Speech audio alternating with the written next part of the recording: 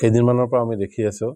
BTCৰ principal ছেক্ৰেটাৰীৰ পৰা যেটা notification ওলাইছে এডিশনাল এৰিয়া যেটা আমাৰ শোণিতপুৰ গহপুৰৰ লৈ পেলাই যিখিনি 60খন গাঁও BTCত অন্তৰ্ভুক্ত হ'ব সেই কেইখন গাঁওক লৈ পেলাই কনফিউজন হৈছে নে কি হৈছে মানে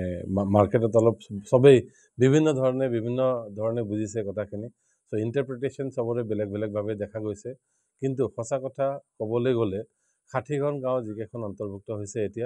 এতিয়া তাৰ পপুলেশ্যন হল around 32,000 কিন্তু তাৰ পৰা কিমান ভোটাৰ আহিব এই ভোটাৰৰ অংকটো এতিয়ালৈকে ফাইনেল নহয় নম্বৰ 1 নম্বৰ 2 হল আপোনাৰ এই ভোটাৰটো কোনটো সমষ্টিত সোমাব হেতু এতিয়ালৈকে ফাইনেল হোৱা নাই 3 নম্বৰ হল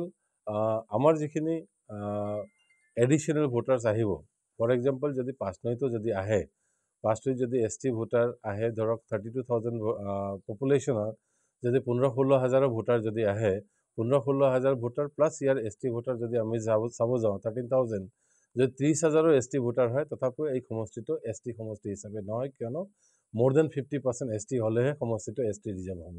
সো গতিকে যেটো মিস ইন্টাৰপ্ৰিটেশন কৰি বিভিন্ন ধৰণৰ বিভিন্ন সময়ত মানে মিডিয়াত আমি কৈ থকা দেখিছো কৰবাত ধৰ্মঘট কৰি থকাও দেখিছো সো তেওঁলোকক আমি ক'ব বিচাৰো যাতে ডেটাখিনি ভালকে চাই লওক কোনটো ডেটাটো মানে কোনখিনি ভোটাৰছ কোত আহি আছে আগতে বুজক কোনটো ভোটাৰছ কোত যাব কোনটো কনস্টিটুৱেন্সিত যাব আৰু কিমান আহিলে কনস্টিটুৱেন্সিটো ST হ'ব সেই ডাটাটো আগত চাই লৈ পেলাই ধৰ্মঘট কৰক তাৰ পিছত ধৰ্মঘট কৰাৰ সবৰে অধিকাৰ আছে যদি কিবা তেওঁলোকৰ মানে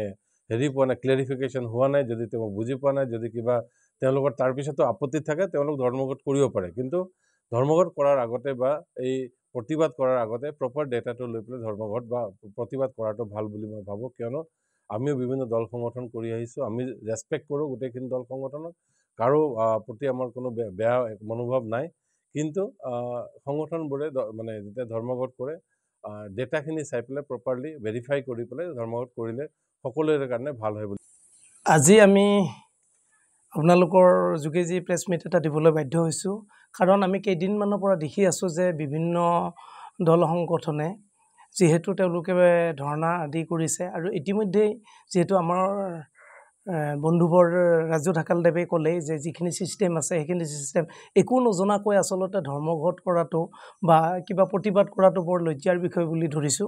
আৰু সেই সকল নমস্য ব্যক্তি মই অনুৰোধ জনাইছো তেওঁলোকে ডাটা আগতে কালেক্ট কৰক কালেক্ট কৰাৰ পিছতহে ধৰ্মঘট বা কিবা চৰকাৰৰ এগেইনষ্টে যাওক আৰু আমি দেখিছো যে বিভিন্ন চাকৰিয়াল ব্যক্তিও তাত আমাৰ দৃষ্টিগোচৰ হৈছে গতিকে এইখিনি ক্ষেত্ৰত আমি প্ৰশাসনক অনুৰোধ জনাইছো আসলতে যেহেতু আমি চাকৰিয়াল ব্যক্তিয়ে ধৰ্মঘটত ইনক্লুড হোৱাটো আমি নিবিচাৰো আৰু যিকেইটা সংগঠনে তাত ধৰ্মঘটৰ ক্ষেত্ৰত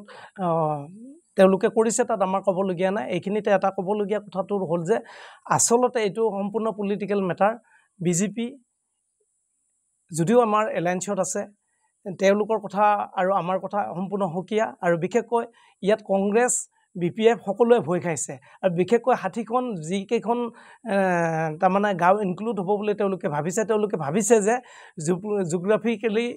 আসলতে চেৰফাঙত ইনক্লুড হ'ব আৰু তেওঁলোকে সম্পূৰ্ণ ভয় খাইছে সেই তাত তাৰমানে BPF বা বেলেগ দলৰ কোনো তাত পৰিচয় নাই যেহেতু তাত ইউপি পলৰে পৰিচয় আছে সেইকাৰণে তেওঁলোকে আসলতে ভয় খাইছে আৰু ভয় খোৱাৰ কাৰণে এইবিলাক বিবৰিব তেওঁলোকে আৰম্ভ কৰিছে বুলি মোৰ ধাৰণা হৈছে আৰু মই যেহেতু ইউপি পলৰ এজন কৰ্মী হয় তেখেতসকলক অনুৰোধ জনাইছো তেখেতসকলে যেন ডাটাবিলাক শুদ্ধকৈ জনাৰ পিছতহে ৰাইজক বিভ্ৰান্তি কৰাৰ ক্ষেত্ৰত অগ্ৰসৰ হয়